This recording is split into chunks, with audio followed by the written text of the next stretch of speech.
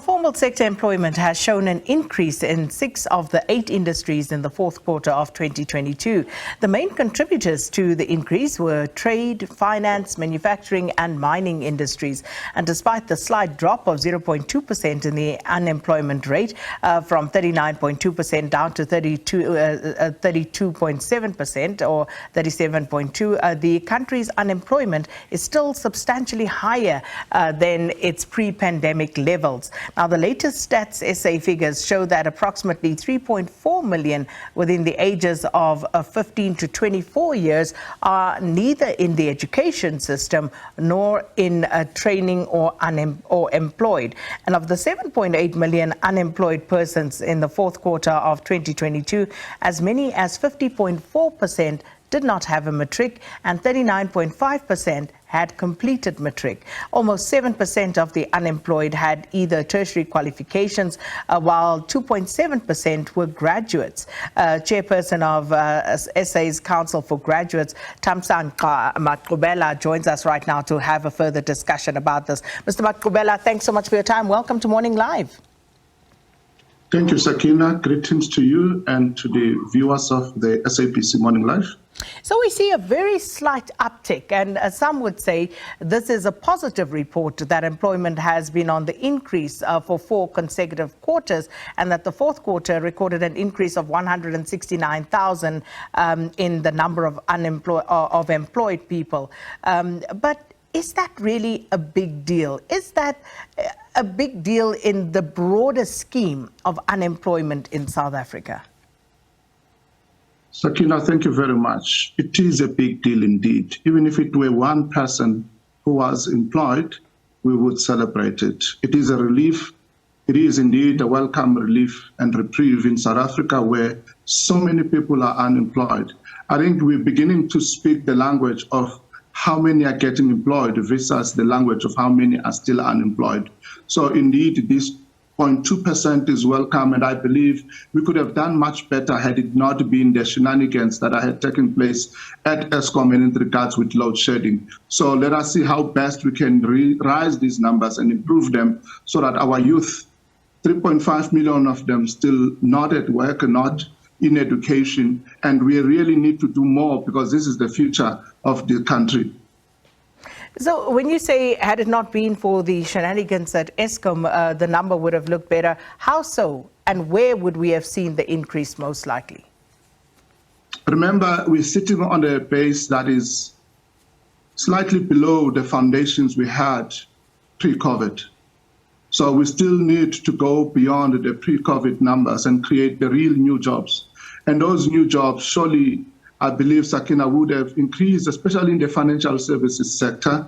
And you've seen some growth in there. We believe that our work with Bank Sita, which has given us to bring about 330 new graduates into the sector who are paid well above what we would call the minimum wage for a period of 12 months, is part and parcel of contributing to this. The engineering and manufacturing sector are key sectors, Sakina, and I believe those sectors have what it takes to be able to bring in young people from as early as matric or before matric. However, with load shedding, costs are rising, employers would not be able to hire new people. We need to make sure that government is able to solve this problem, but we cannot leave the Eskom issue to government alone, because surely there cannot be a player in the referee.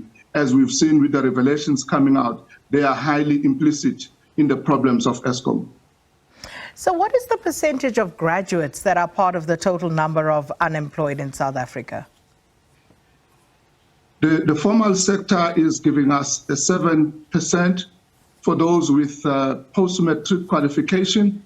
And of course, we're looking at about 4% for those that have your degrees and above. And if you look at the combination of these two, it gives us about just above 11%. So which pre-COVID, we were sitting at 9%. So we still have that 2% that which we need to deal with and bring down and start creating new jobs.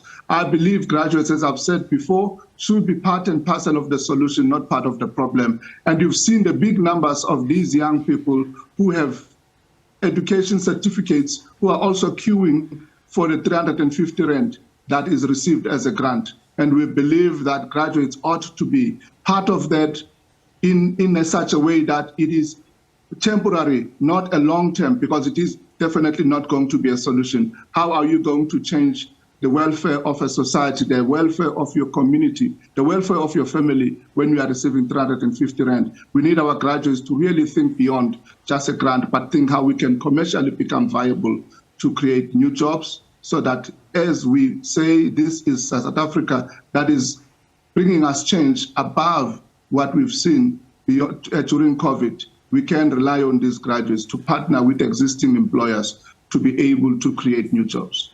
So what do you think is basically hampering the 7% of unemployed graduates from not depending on the government for an SRD grant or any other form of grant from the government? Why do you think they are struggling to actually grab a foothold onto the employment sector? There are a number of factors. We also conduct some surveys, and we've realized based on the surveys we conduct, most graduates say they don't even have money to respond to the job adverts. So we believe that these 350s perhaps would enable them to have resources to improve their CVs, to travel to places for job interviews. Secondly, the reason most of these are unemployed is because of mismatch, and they are not able to find jobs that are relevant.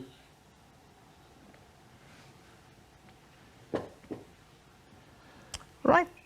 Mr. Maqubela's link seems to have frozen there, so we are just going to wait for a slight moment just to see if we can get him back, failing which, of course, we are going to take a break. But I am just looking at that picture, and it seems as though we've lost Mr. Maqubela there. And he is, of course, the president for World Council for Graduates as well, focusing on the youth and graduates unemployment, and this reflecting on yesterday's unemployment statistics that were released by Stats SA. And I'd love to hear from unemployed graduates, you know, what exactly is going on, because Mr. Maqubela says that, you know, they should be part of the solution going forward for South Africa. But this against a backdrop of an economy that is not growing, for example. So how do we move this particular effort along? Let us know your thoughts as well at Morning Live SABC.